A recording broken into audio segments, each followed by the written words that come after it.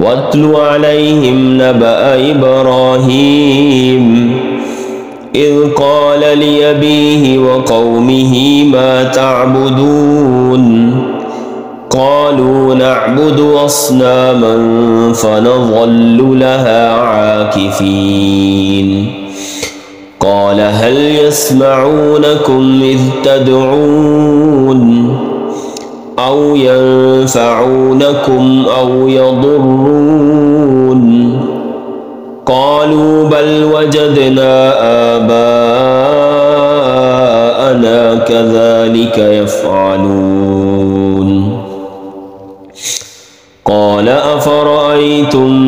ما كنتم تعبدون أنتم وآباؤكم الأقدمون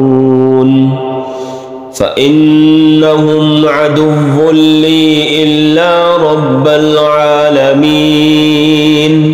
الذي خلقني فهو يهدين والذي هو يطعمني ويسقين وإذا مرضت فهو يشفين والذي يميتني ثم يحيين والذي يطمع أن يغفر لي خطيئتي يوم الدين رب هب لي حكما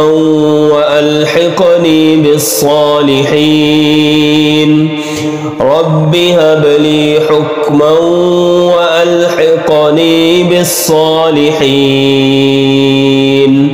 واجعل لي لسان صدق في الآخرين واجعلني من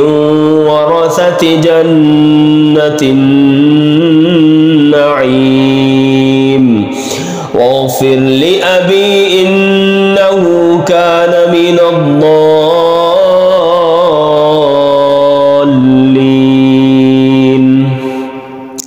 ولا تخزني يوم يبعثون يوم لا ينفع مال ولا بنون إلا من أتى الله بقلب سليم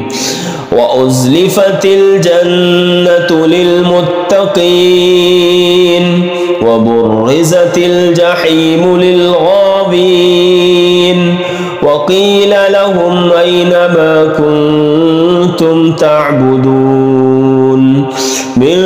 دون الله هل ينصرونكم أو ينتصرون فكبكبوا فيها هم الغاوون وجنود إبليس أجمعون قالوا وهم فيها يختصمون تالله إن كنا لفي ضلال مبين إذ نسويكم برب العالمين وما أضلنا إلا المجرمون فما لنا من شافعين ولا صديق حميم فلو أن لنا كرة فنكون من المؤمنين إن في ذلك لآية وما كان أكثرهم مؤمنين وإن ربك لهو العزيز الرحيم